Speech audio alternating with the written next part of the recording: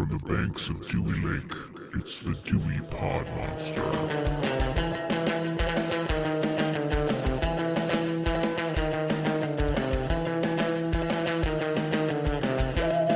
All right, welcome back. My name is John, and this is the Dewey Pod Monster Podcast. This is your weekly podcast about Halloween movies. You're going to get two of them in a row because this week we are talking about the new movie Halloween Ends. But I'm getting off track already. With me, as always, is Sean, the host of the Dewey Pod Monster Podcast and the authority on Michigan craft beer. Sean, how are you doing today? Good. Is it called burying the lead if you give the lead? That's not burying it. You're kind of... That's not burying it. I'm throwing it in front. Yeah, you dug up the lead. I did. I dug it up. Well, it's a good way to put it. Yeah. So, what have you been up to? Oh, I stumped you already. Yeah, stumped. I know. We're not even a minute in, and I've already stumped you. Hey. This is how we're going to fill in that hour. Yeah. Do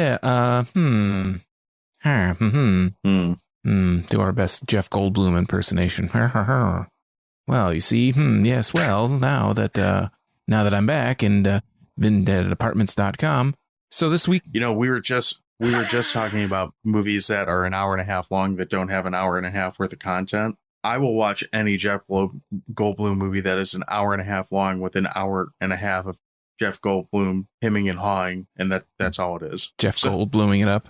Before you get into your this week, just since we're on the subject of Mr. Goldblum now, if I ever had the option to write like a drama movie, my dream movie would be to write a intense courtroom drama and have the two leads be Jeff Goldblum and Christopher Walken and just watch them argue for as long as they want to argue. I wouldn't even give them a script. I'd just let them go. Had to have them, what is that called? Improv. Jesus Christ. Yeah. I'm losing my marbles. Improv. So anyway, what are you watching? I've been catching up on Rick and Morty, actually. Season 6 of Rick and Morty. Started watching that.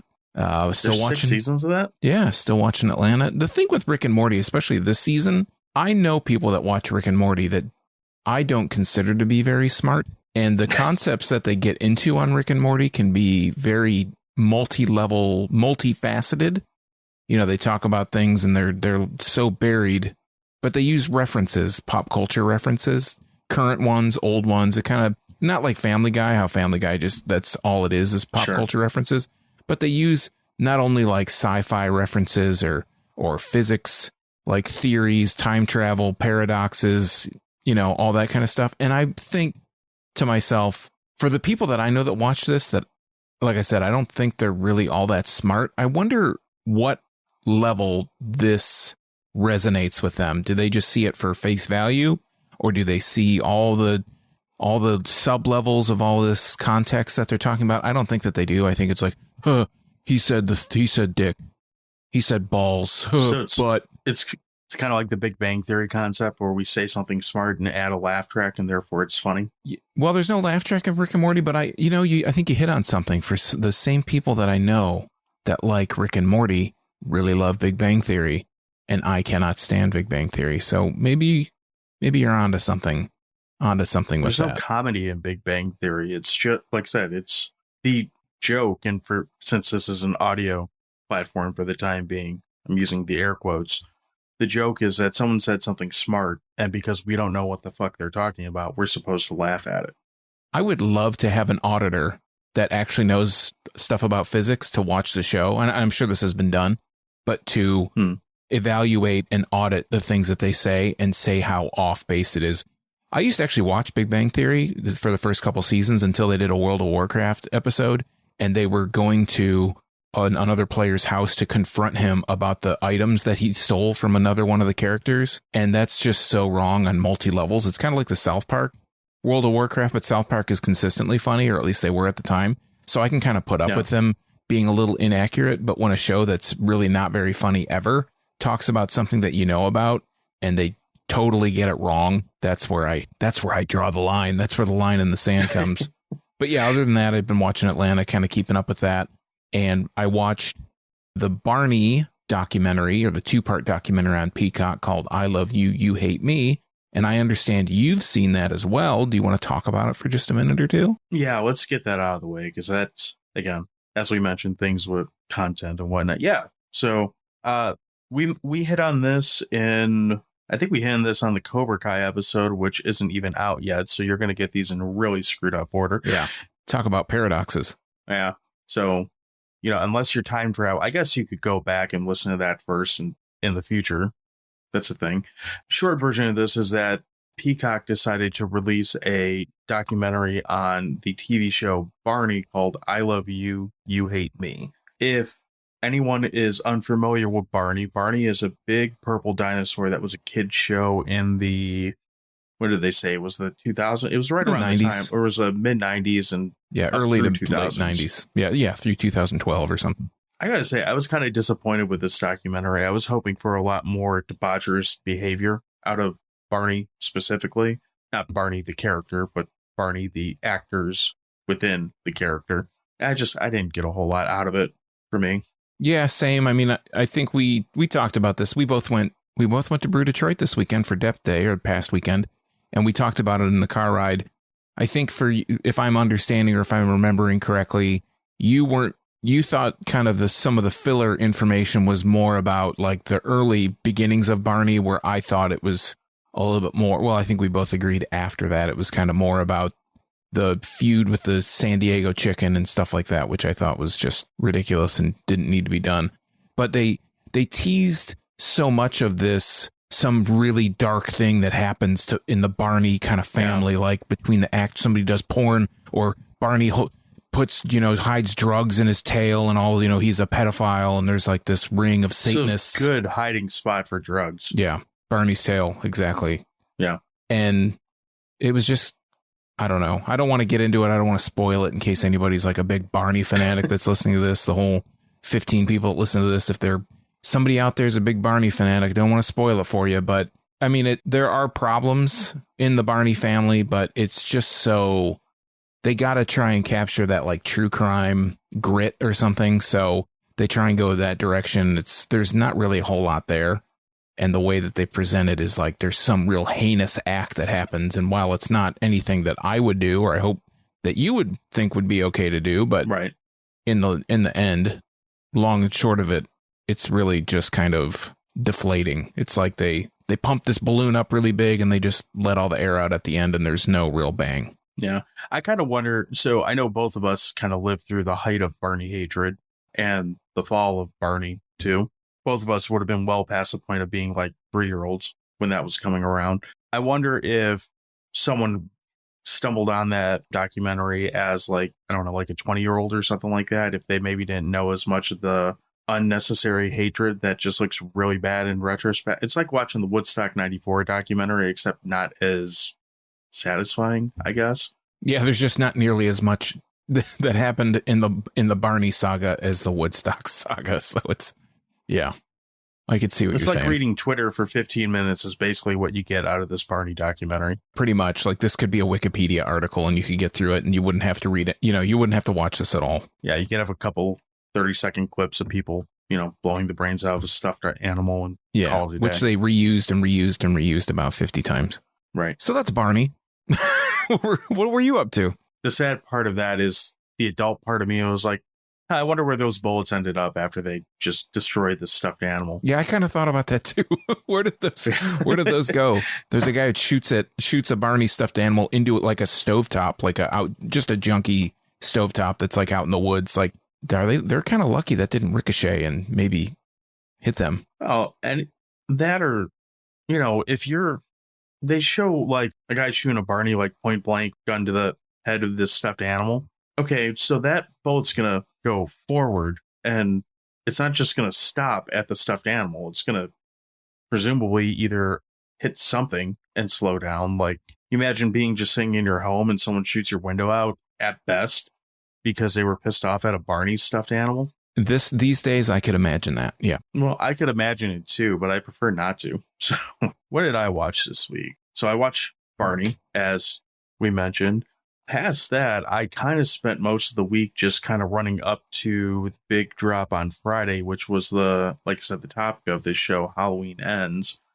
I took the time to kind of refresh myself on that whole, I don't even know if I want to call it a trilogy at this point, or we'll call it that timeline. That's probably more accurate. Just trying to, not that I really felt the need to re-examine these films or anything, but just, getting hyped up on it and letting myself be excited, even though I went into this movie with super low expectations. But that was most of the week outside of Barney was Michael Myers. So that's a good balance, right? You're lathering yourself up into a frenzy? Yeah, pretty much. I did realize that my opinions of the first two movies in this timeline are pretty much the same. I still have a lot of love for Halloween 2018. I might like Halloween Kills a little bit less, especially after watching the third movie, but not a whole lot changed with it. It's not like these movies, at least the first two, have this like super deep storyline or anything. They're kind of straightforward modern take on slasher. All right, podcast over. Leads us into yeah. Well, we didn't even talk about aside from bringing it up several times, but before we end everything, I often will drop little tidbits on the internets and the social medias asking if anyone has any feedback or wants us to talk about anything ahead of a title or an episode. Did that today, and of all people, Lloyd Kaufman decided to respond to us, so I figured I would bring that up right now. So we are not being paid for this, but he did ask us to let you know about Troma Now, which is the Troma streaming network, which is available. Took a look into it, and I don't know, I'm assuming with the type of movies we talk about, you at least have love for some Troma stuff. Yeah, I don't have a lot of experience with Troma movies, but the few things that I've seen, I like. I mean, I like Toxic Avenger. I like Class at Nukem High. That's a personal kind of Troma favorite of mine. He did like Samurai Cop and all that stuff, right? They did, well, not he, but they. I believe so. I think, yeah, I thought that was so. Kabuki I know Man. They got somebody too. Like, I know they had some kind of hand in Frankenhooker, but it's not technically a Troma movie. Yeah. Of course, there's Romeo and Juliet, which is one of the weirdest movies I've ever seen in my life. Anyway, this streaming network's only $5 a month. If you're into streaming stuff, you can do a hell of a lot worse. Like I said, we're not sponsored by this, but when Uncle Lloyd asks you to talk about his streaming network, you should probably do it. Hey, think about it. $5 a month. That's as much as a cold brew with almond milk at Dunkin' Donuts. Believe me, I know. I thought you were talking about cold brew as in like a beer for a second there. Then you said no, coffee. Almond milk. I was like, what? Well, no, that makes more sense now. But also, Delta sucks. I don't really have any personal experience with Delta Airlines sucking, but again, spreading the word for Uncle Lloyd, they suck. So, without further ado, since we are not sponsored and we don't have any real ads to read, let's talk about Halloween Ends. What do you say? Sure. You want me to read the storyline? Go for it. Okay. So this is not the plot on IMDb. To interrupt this storyline break. Halloween Ends is the number 2 movie on IMDb. We're following this little bit of a trend. We seem to be talking about these super or uber popular movies. That's probably for a reason. Anyways, seems like when they're new, seems like the stuff we watch that's new does a lot better than the 30-year-old werewolf movies about Alice Cooper. You don't say. All right. So the storyline for Halloween Ends, according to IMDb, is 4 years after the events of Halloween Kills, Laurie is living with her granddaughter Allison and is finishing writing her memoir. Michael Myers hasn't been seen since. Laurie, after allowing the specter of Michael to determine and drive her reality for decades, has decided to liberate herself from fear and rage and embrace life. But when a young man, Corey Cunningham, is accused of killing a boy he was babysitting, it ignites a cascade of violence and terror that will force Laurie to finally confront the evil she can't control once and for all. So the way that this movie presents itself, it doesn't immediately, but it happens 4 years after the Psycho Beta beatdown of Michael Myers in Halloween Kills, correct? Correct. Okay. And the whole town, Haddonfield, goes nutso crazy, and then we pick up this one, Halloween Ends, in 2019. So it takes place in current times-ish, we'll say. It'd be amazing if that storyline was somehow what was in the trailer, because as you read that and went through that, I was kind of like, wait, what? That is what happened. Like, that's actually a very accurate storyline. Before we go into this, I'm going to state this right now, and I think it's right for us to say this. If you have not watched this movie, pause this and go watch it first. This is one of those movies that it's not going to really be possible for us to talk about this for more than like 5 minutes without spoiling it. So if you haven't seen it, if you're already like, who the fuck is Corey Cunningham? One, good question. But yeah, pause it, go give it a watch, maybe give it 2 watches, might need it, and then come back to this because this episode will make a whole lot more sense. Unless you don't care and you just want to hear what we have to say about it regardless. But this is going to be an episode where we don't really hold back on talking plotline and what happens with it. So you've been warned. We're going to try to be as spoiler free as possible, but just the way that the movie plays out, some of the characters, even that were just mentioned in that storyline, are so integral to the movie that if you don't know anything about this movie, this will be the spoileriest. And we're not even trying to spoil it. It's just going in order to talk about it, we have to talk about things that happen. Well, and with these characters, yeah, even reading that storyline, you're talking about a whole different movie than what the trailer portrays, which is actually one of the few negatives I have to say about the movie, but we'll, come around to that eventually, or we'll talk about that later as the drinking game starts already. Well, let me ask you, based on that, do you find that it has one of those, like, what's that movie with Coolio? They did Gangster Paradise. What's that movie called? With Michelle Pfeiffer. She's the teacher. Dangerous Minds. So do you think this has like the Dangerous Minds kind of thing where they play this whole trailer and there are so many things that happen in the trailer that doesn't, I don't even know if I've seen the trailer. Are there so many things that happen in the trailer that don't actually happen in the movie, or they just portray it in a way in the trailer that doesn't tell you anything about what actually happens in this movie? I think it's the latter. Okay. Surprisingly, in some ways, the trailer pretty much shows like the last maybe 10 minutes of the movie. It shows what everyone came to this movie to see. It's Michael and Laurie fisticuffs, essentially. What the trailer doesn't tell you about at all is any of the things that do not directly have to do with Michael and Laurie fighting, which is probably 85% of this movie. Yeah, there's spoiler alert, spoiler warning. That's really just the last few minutes of this movie. Yeah. I mean, they do a if you haven't watched 2018, I always want to say 1978, but that's not the one. I mean, this is part of that timeline, supposedly. But if you haven't watched 2018 and Kills, they give you a quick crash course of how we got to this point. To be honest, kind of looking back on it, that crash course almost makes more sense than if you watch Halloween Kills between this movie and between Ends and 2018, because Halloween Kills almost gives Michael Myers like superpowers. And he's on like a whole different wavelength for the few minutes that you do see him in this movie. What are some, so since we've already kind of mentioned this story kind of goes off the rails a little bit, what are some of the things you like about this story? Like what are some positives that you have kind of right out the gate? Well, you say right out of the gate, I'm going to just mention it as like a holistic, like a whole thing, a whole idea of the movie. So we mentioned the story, again, spoiler warning. Corey Cunningham, at the beginning of the movie, there's this accident that happens. He's babysitting a kid. The kid locks him in an attic, and the parents come home, and the kid is like standing by the door, and Corey kicks this door down to try and get out. He wants out, and the kid that he's babysitting is standing right by the door. He falls down, and he falls down this flight of stairs, basically like multiple stories to his death, where the parents walk in. 3 or 4 flights of stairs or something like that. And it's a big circular staircase with an open, like a vaulted kind of deal. So he falls down every flight, every floor. He falls about as far as you could fall in that house. And this kind of puts Corey in a bad way.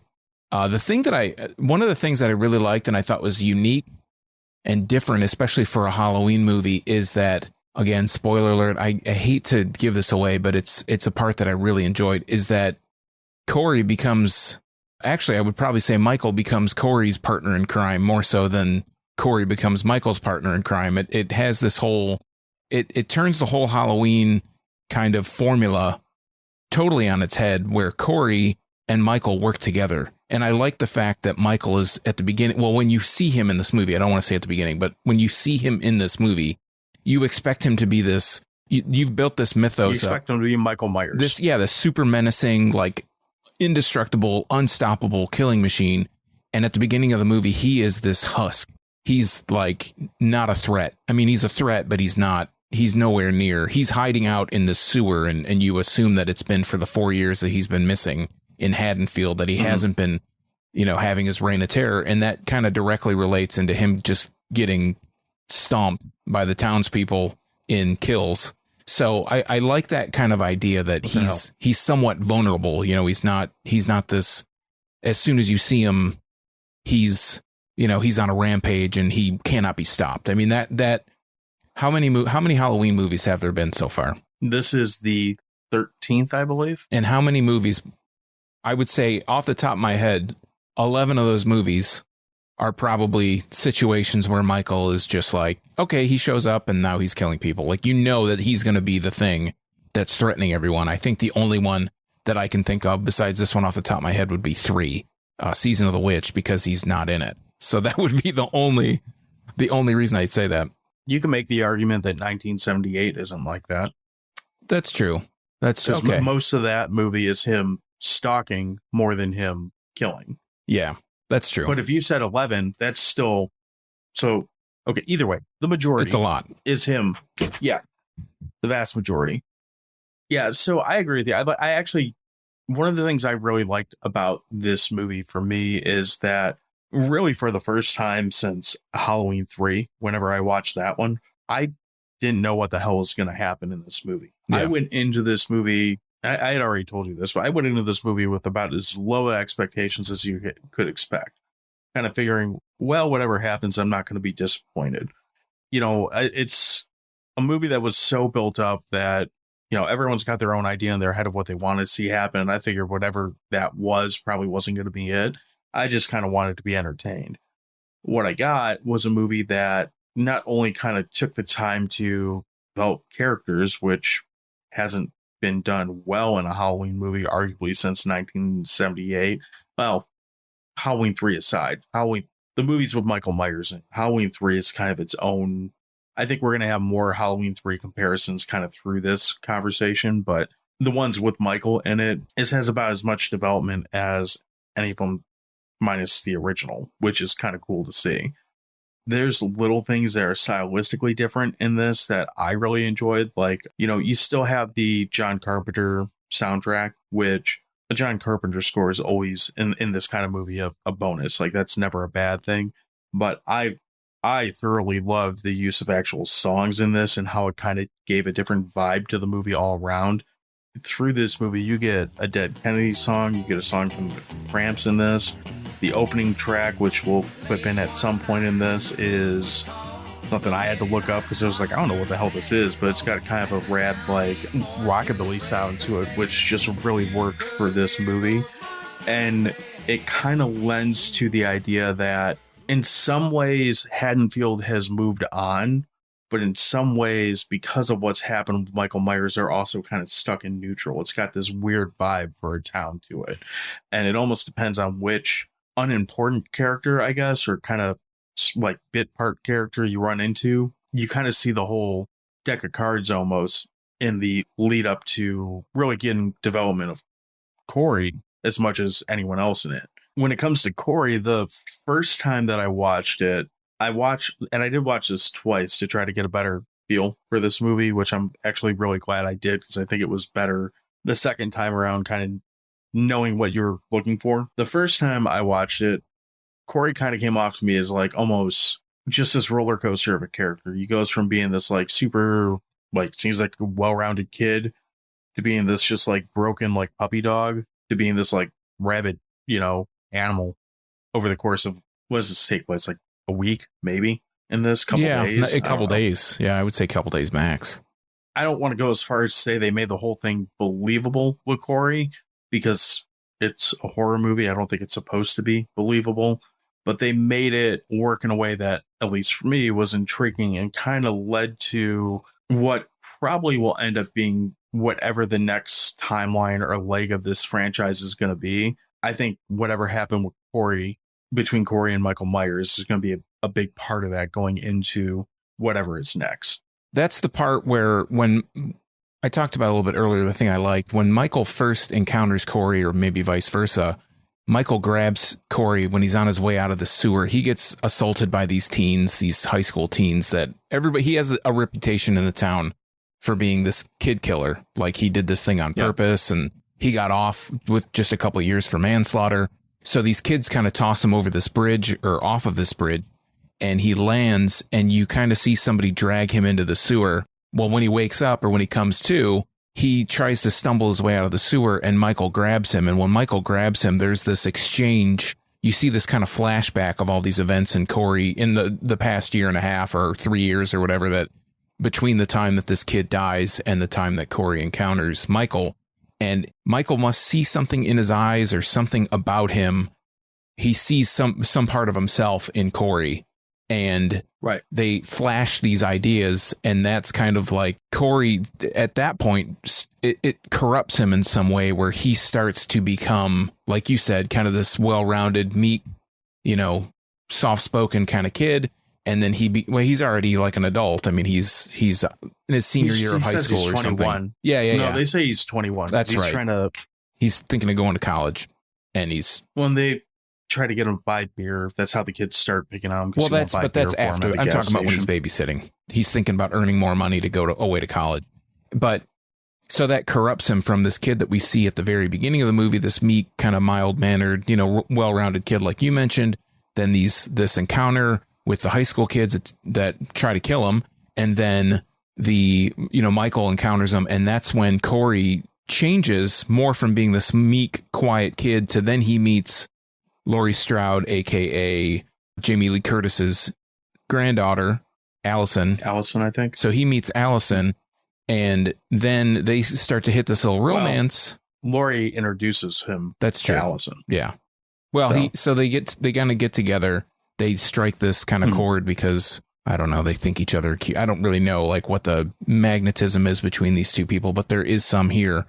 And then they both start talking about leaving Haddonfield, and it's almost like the corruption that Corey has is starting to rub off on Allison, and they start talking about burning the town together and like running away and all this stuff, and it's like a slow burn, but it's a slow burn that becomes a very quick, like inferno / blaze really quickly from the time that he starts to get a little bit jaded, a little bit more angry, a little bit more angsty, and then he becomes this full-blown wildfire very quickly after that.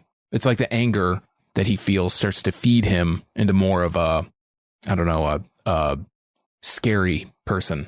Well, it kind of feeds off the Halloween Kills theory that they never really say, but they kind of set up that as he kills more, he becomes more powerful, which they really feed into with this, because when you do see Michael Myers kill something, it's almost like you see the like status bar over his head just be He drinks his energy drink and then he's off to the races. Yeah. You know what? It kind of reminds me of like Texas Chainsaw Massacre when they take the people into the house, the girl into the house, and they're like, Grandpa never gets to kill nobody, and they kind of like they put the blood in his mouth and he starts like licking his lip.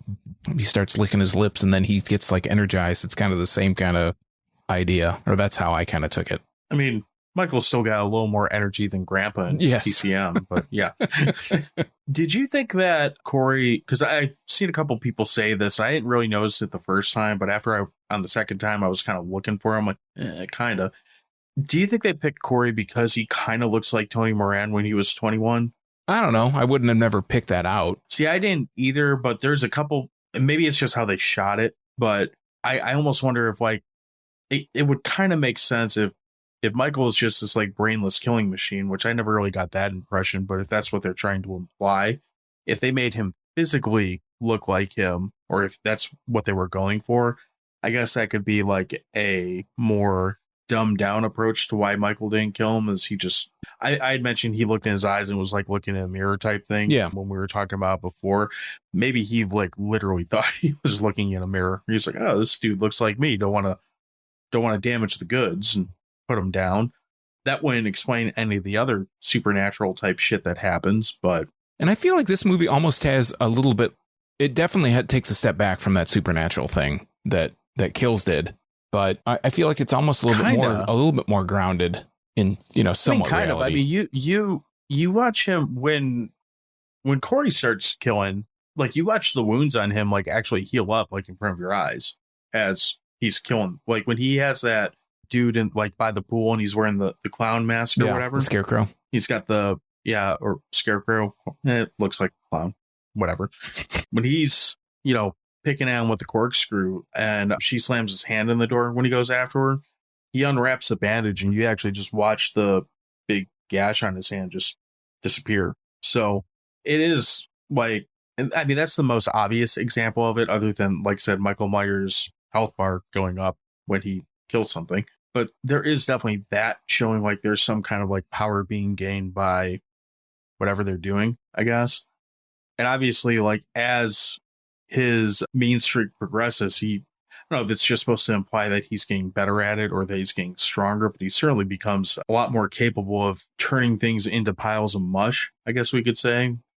One thing I want to mention is the way that we're talking about this movie as if Corey really progresses very quickly. And it's not until I was watching this, I kind of was taking notes, obviously, as I was watching it. This is like about I think it's 2 hour and 5 minutes, or right around 2 hours runtime. It's not until 50 minutes in that you can really tell, like, oh, Corey, he's starting to transform into this evil. I wrote in my note was literally 50 minutes in, and I'm wondering, this was kind of a little bit of foreshadowing, and they did a good job at kind of telegraphing this. 50 minutes in, I'm wondering if Corey's encounter with Michael Myers transferred the evil into him, because I think even up until 50 minutes in, it really kind of ratchets up the tension slowly, and especially kind of getting you, or onboarding Corey into this killer. And then the last half of the movie, it's like a very fast, like, descent into, this confrontation with Laurie and Michael. And Laurie kind of takes a back seat. She almost plays more of a detective role through a lot of this until, near the end. The last 15 minutes or so. I actually surprisingly don't mind how they did the, like, slow progression with Corey, because the weird thing about it is usually I could see myself bitching about that. I would be like, come on, I came here for carnage, get to the carnage. Yeah.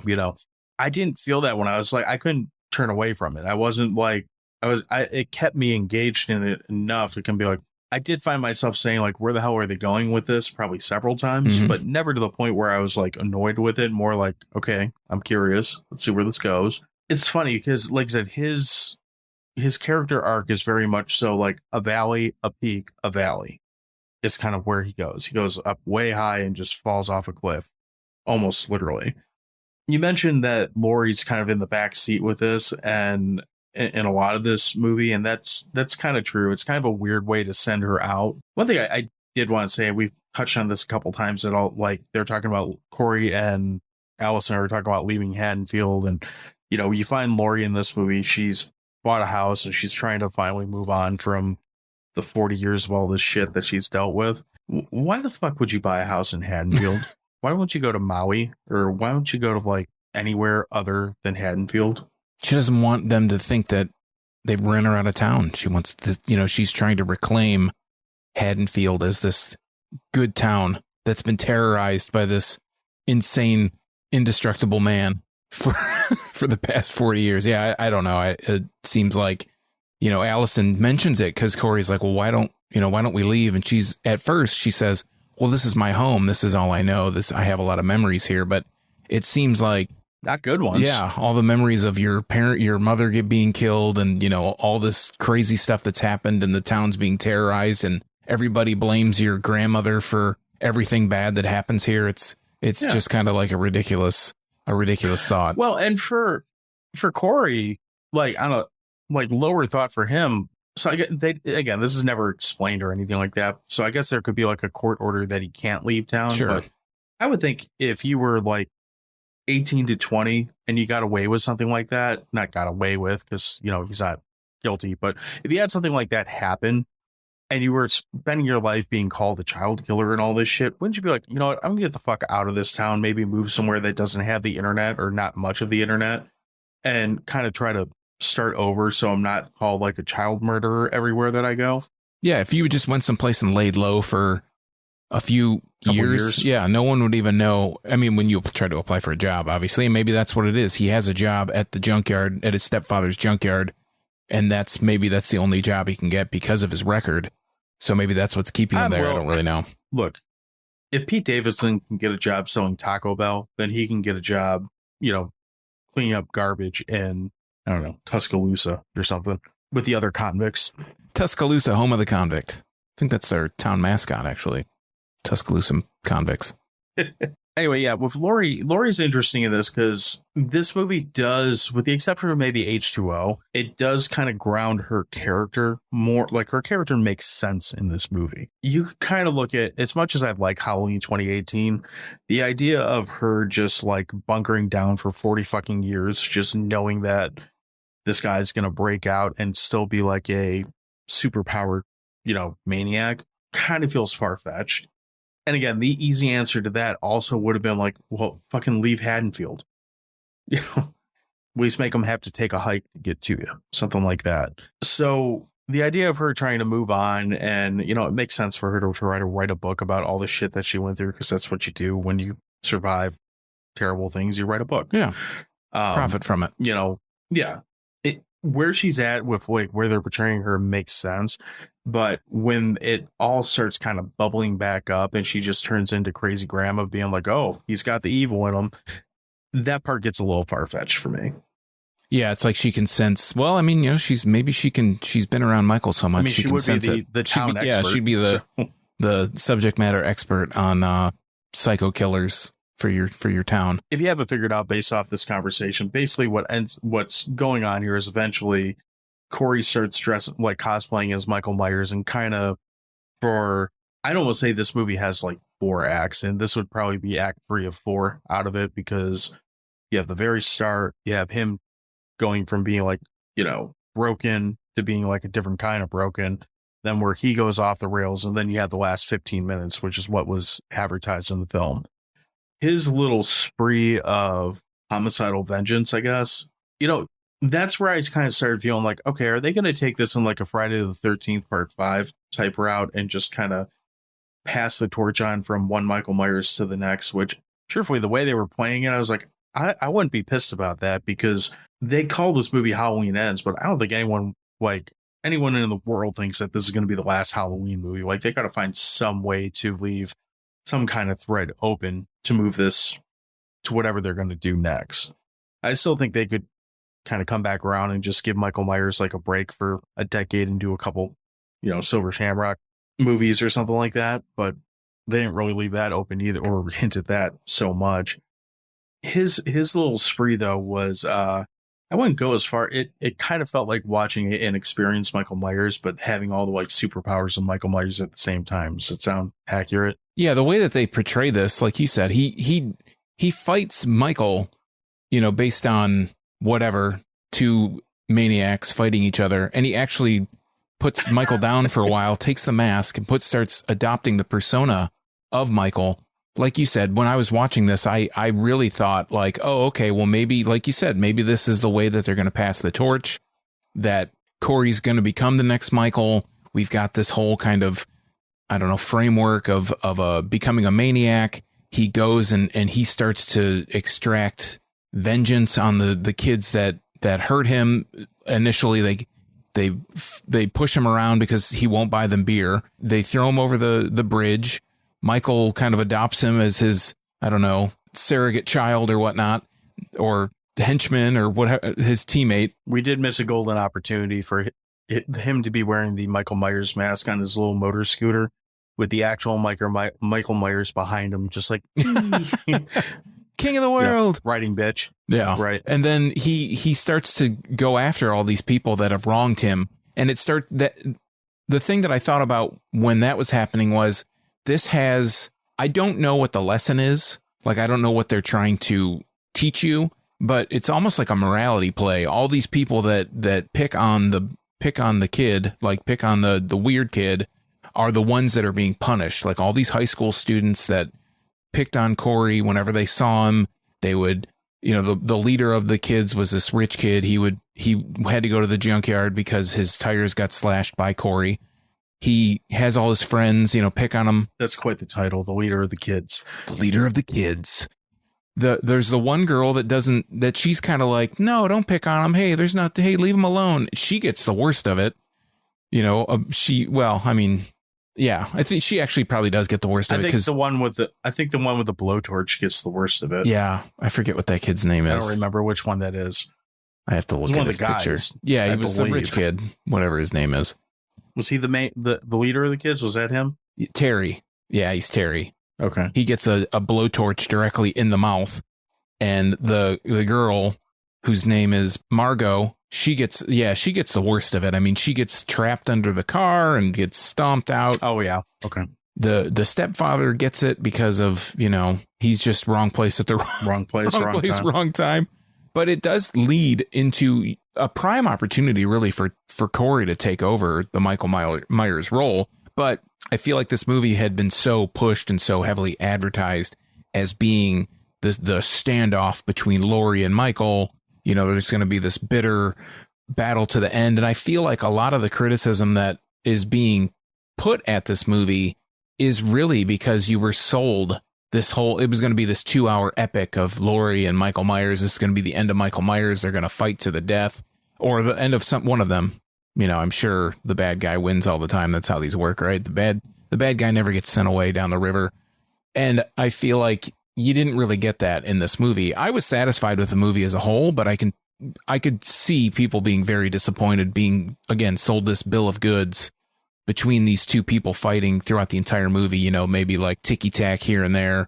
Oh, Laurie gets hamstrung somewhere, and then later down the road she gets some dig on Michael, and it goes back and forth. But that just doesn't seem like you could fill 2 hours of a good movie with that going back and forth. And that's exactly what I was about to say. Is I get why people are criticizing it for that, and not just criticizing, flat out pissed off at it for that.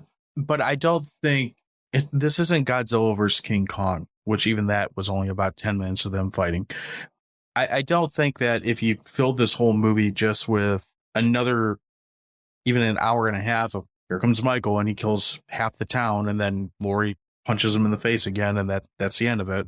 I don't think that would have been very satisfying, at least to me.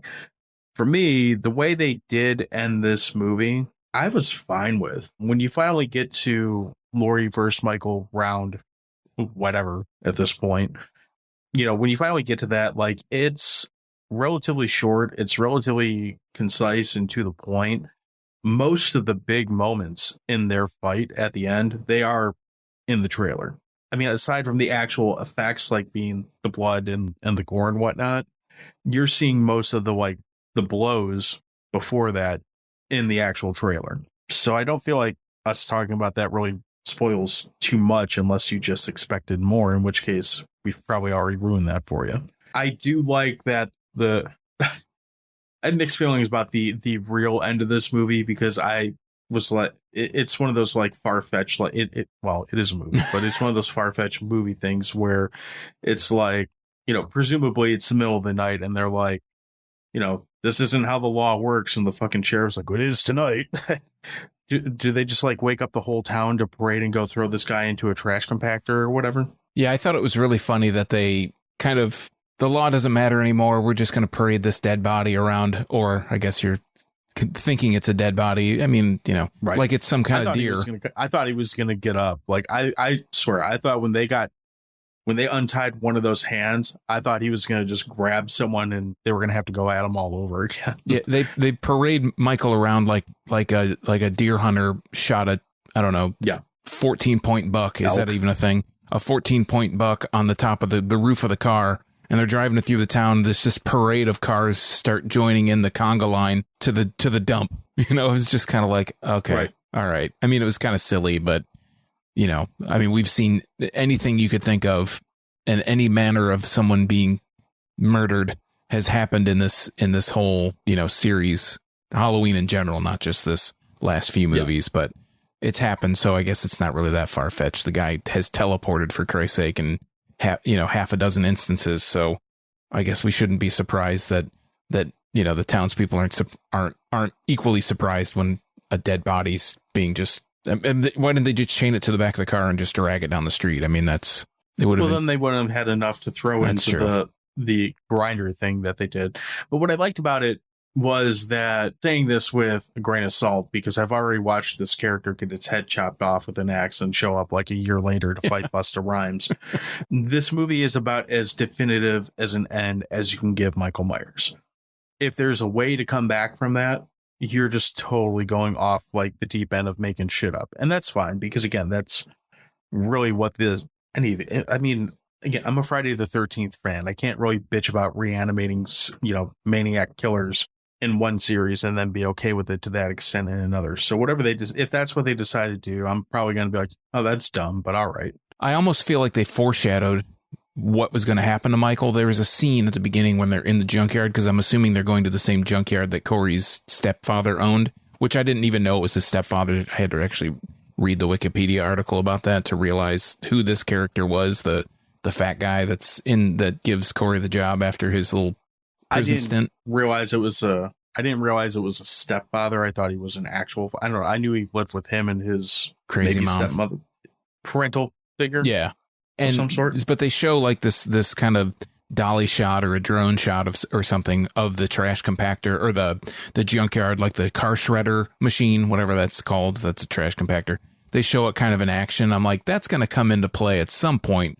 And when the group of teens, the teen gang, didn't get eliminated via the shredder, I was like, okay, they still got to pay me off for this debt. I didn't think about it the first time I watched it. The second time I watched it, I was like, I see what you did there. Right. Did you have anything you didn't like about this movie? I mean, not nitpicking it, just like major things. I don't want to get into like, nothing really watching it at the time was like egregiously stood out as being just across the board awful. There was one thing that I thought was funny. When Corey and Allison start to kind of show that they're going to get together, like start this relationship, I think it's somebody in the bar. Kyle Richards is in the bar. I don't remember what she's one of the kids that Laurie Lindsay, that's her name in the movie. Kyle Richards is the actress. She's one of the kids that Laurie was babysitting in the original Halloween movies. Oh, yeah. And they are talking about Corey, and one of her friends is like, you can't be with that guy. He killed a kid. And Kyle's big thing was, don't listen to her, Allison. You can be with whoever you want to be with. And she didn't say this, but I just thought in my head, the next logical line would be, even that asshole that killed that kid. Like, it's like he just killed his kid. It's no big deal. That's the only thing I thought was kind of humorous. And I also thought that it was, I don't know. I didn't really understand what the significance of at the end when Laurie has the knife and she pulls the big butcher knife out of the drawer and she kind of shows Michael his reflection in the knife. Like, has he not, I mean, does he not, is he, I don't know if the lore is like he's afraid of his reflection or it takes some of his power, or he's like shocked by the way he looks. Because he actually spends, because Corey steals his mask, he has this extended scene or an extended period of time where he doesn't have the mask on. They really don't show his face that much. I mean, he just looks like a burnt up kind of old guy that's like balding, wispy kind of hair. Looks a lot like the bum that Corey killed earlier in the movie. And I almost thought for a second that the bum in the thing was John Carpenter. I was like, oh shit, John Carpenter's making a cameo as the bum in this movie? But then he looked a little too healthy to be John Carpenter since he's looking pretty frail these days. But I didn't really have anything that I was like, this is awful. How can anybody watch this piece of tripe? I didn't have that opinion. I thought, overall that it was cohesive. There were some of the stories seemed a little just disjointed. There was the part where Corey wants to go, where Allison and Corey kind of have this little spat and they break up, quote unquote, for after the dance. Corey feels abandoned. His feelings seem all very valid. And then he wants to take her on this walk privately, and they're kind of walking on the road and he just blurts out, and this is after he killed the bum. He just blurts out, I killed someone. And then Allison thinks they skip over it. Yeah, but she thinks, or at least they play it off, or they make you think that, Allison believes he's just talking about the kid. It's like, well, everybody knows he killed the kid because he was in jail for it, even if it was just for a short amount of time. But there's no probing question. There's no like, it was just yesterday. It was this morning. I'm all beat up and scraped up and shit. That's never really addressed. But yeah, I didn't really have any glaring arguments or anything that I was like, this is just ridiculous. I thought overall it was, a very well put together movie. It was interesting that there was actually character development. Like you mentioned earlier, there was actually a story. It wasn't just fodder for more people to be killed. And actually, maybe if I do have one complaint is that you kind of go into a slasher movie like this thinking that there are going to be a whole bunch of people getting killed and people getting picked off one by one. and eventually, there's just a few people standing. There's really not a whole lot of people. I mean, for as many people as could be killed, or what you would expect for the end of this movie series, there really isn't a whole lot of death. Especially coming off the kills. Yeah, exactly. There's just whole like swaths of people get killed, it seems like, in kills. And some of those people show up being maimed in this movie, show up as these maimed people later on. But it wasn't really, other than that, it wasn't as gory. I mean, there was some kind of disgusting moments, but there weren't as many people. The body count wasn't as high as I was expecting. I have two things that I would call gripes. One is pretty small, but I feel like it needs to be said. If you're going to put Diana Prince in a movie, which you absolutely should, put her in absolutely every movie that you can, because she's just super cool. One, give her more screen time than 5 seconds, and two, don't kill her off screen. Put her death scene in the damn movie, which I've already read that that's going to be part of the extras or whatever. No, it should have been in there. You could have added we'll say 20 seconds to show whatever happened with that. Is she in the radio station? Yeah. Okay. So that's my minor gripe is, just put her in more, period. My biggest thing and this isn't really a problem to me, but I think this is the biggest problem with this movie. I agree with you with pretty much everything that you said.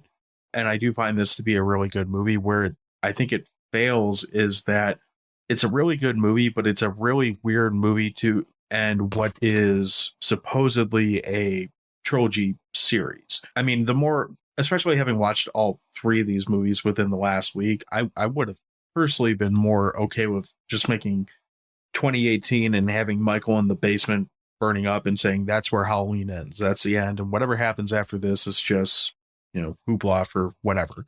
But coming off of, okay, so you take that, you extend the story from 2018 and have the night continue where you get this like super, like he's basically Terminator with a Michael Myers mask on in Halloween Kills and just annihilates everything.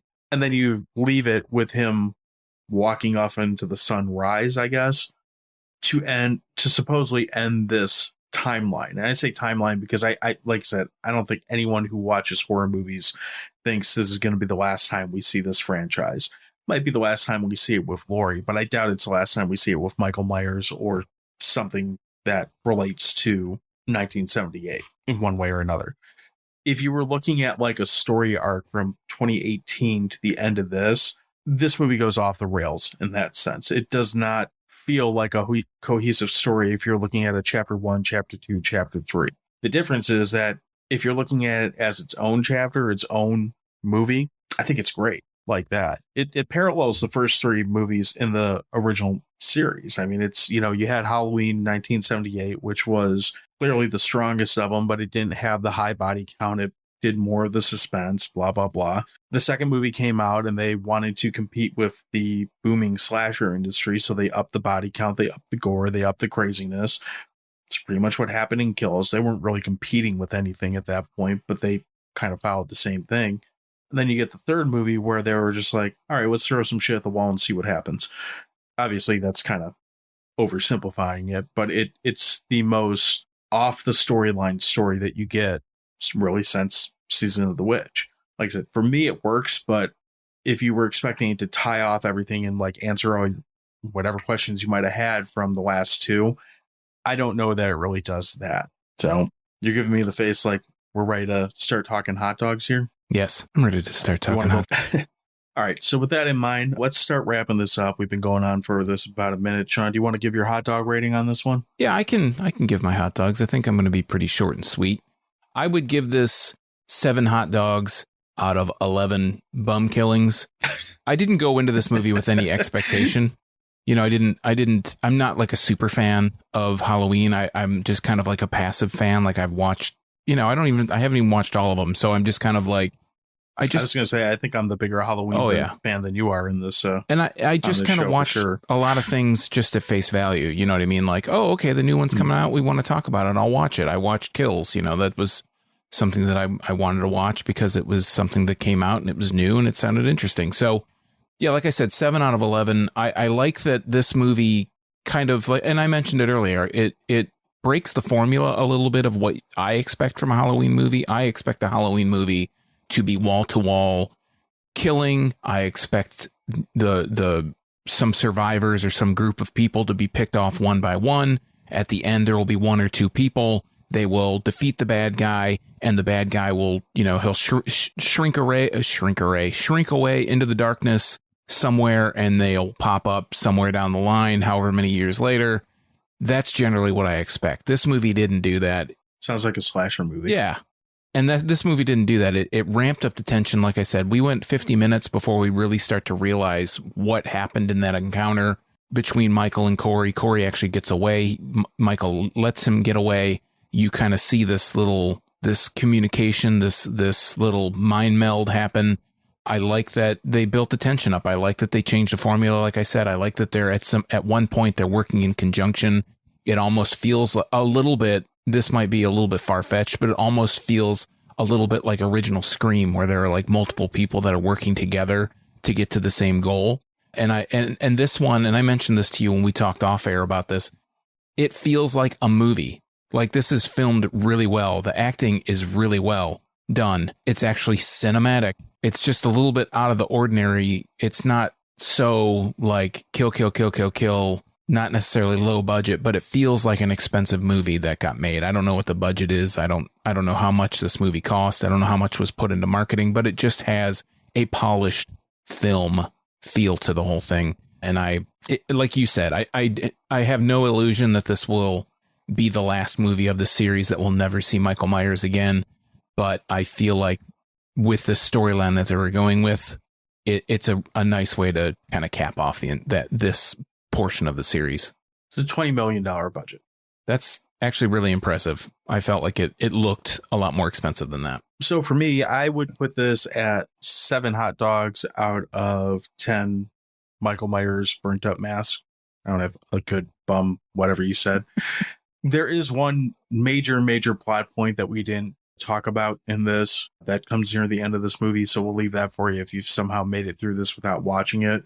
But for me, the biggest thing that kind of made me really like this movie as much as I do is, I mentioned it earlier. I having watched like these movies all, 100 times each, every which way from Sunday, I never really felt like I knew where this was going the first time that I watched it. This movie did leave something to make me question. It forced me to pay attention. It wasn't like I could just sit there and, putz around on my phone and look up and be like, okay, dead guy back putzing around on my phone or whatnot. I actually felt like I had to pay attention to this to kind of get what was going on. And going behind the curtain, I don't always do that with a lot of the movies that we watch on this for this show because, well, you don't have to. I think the look of this film, the way they've made Haddonfield look, the way they've developed characters, just the feel of them, everything about it, I think works really well. Even the things that I just criticized, like the sheriff saying, like, this is how the law works tonight, all that shit. It's dumb, but it works for the story that they're telling in this. I have no idea where the series is going to go after this. Whatever it is, I'm sure that we'll find just as many people that hate it and just as many people that love it blindly. But I think this is a movie that will probably be one of those that in 10 years, a lot more people will be saying they like it than what they're doing right now. I think the instant reaction is just that so many people are giving it has more to do with the expectation, which admittedly is kind of their own fault because of how they sold this movie and what the trailers portrayed in it, and just kind of expecting one thing and not really just going in ready to watch whatever they were going to give you. And that's fair. I mean, I can't really, anyone who didn't like this, I'm not saying that you're wrong. Anyone who did like it, you're not wrong either. It's just a fucking movie. It's not that big a fucking deal. But for me, like I said, it's having watched it twice already and finding more and more that like the second time I watched it, liking it dramatically more than the first time. It's becoming one of my more like movies that's come out this year as far as new movies that we talked about. All right. Well, we've kind of rambled on a little longer than normal, so we'll edit a bunch of shit out to kind of get that back in range, or not. You're going to get a double dose of Halloween. We're kind of bookending in the weirdest way possible. We have the newest movie coming out. Then next week will be the Halloween special on Halloween of the movie Halloween. So if you haven't had enough Halloween, you're going to get more of it. We'll just keep saying it until you tell us to shut the hell up. And don't be surprised if we talk about you know, the time that we recorded Halloween, we might be talking about the original premiere of the Flintstones. That's how far back that we've recorded this. So we'll see. We'll see how that kind of weird timeline slop works in the continuity of this program. Yeah. Hopefully you're not playing Connect the Dots with the timeline. That would probably not go well. Anyway, in the meantime, we'll keep you updated on as much as we can. Follow us on all the social stuff at Dewey Pod Monster. Check out our site at crap.town. I don't know why. Anyway, crap.town. That's where you want to go. You can do stuff there. You can subscribe to us. You can leave comments. You can leave messages, all kinds of good shit. And more important, less crap.town type things. Sean, what do you got going on? Been working on Michigan beer news. Talking about beer news in general. I haven't been doing so much of the reviews. We even live streamed. Can you believe it? We live streamed from Depth Day at Brew Detroit. We got to talk to some cool people and got some information on how Michigan Beer Guild works. That was a surprise. So you can find all that information at youtube.drafttherapy.com. You can also find me on all the social media networks at Draft Therapy, except for TikTok. TikTok. Not on the TikToks. Sorry, kids. No dancing here. Shake my moneymaker only for my lady friends. Plural? You call me. Sorry. I mean, if you're expecting, dancing on TikTok, you're going to be sorely disappointed. It's pretty much the same thing that you get on Instagram. So don't expect that. Anyway, watch this movie. Give it biggest thing I would say, if you're going to watch this movie, give it a try before you try to let, other people's opinion go into it. Have fun with it. And I don't know, have a beer after. You might need it. If you watch it, come back and leave some comments on crap.town about what you thought of it and how wrong you thought we were. Be interested to see that. Absolutely. Tell us how wrong we are. Also, let us know how you feel about Lloyd Kaufman and Delta Airlines. Anyway, we'll talk to you next week, and cheers.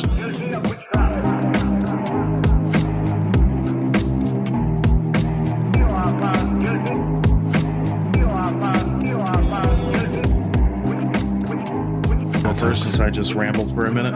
Well, give me the actual, how about we talk about how to, just whatever, so I can edit all this all right. Awkward. I fully expect you to be standing on that table screaming and middle fingers all over the place.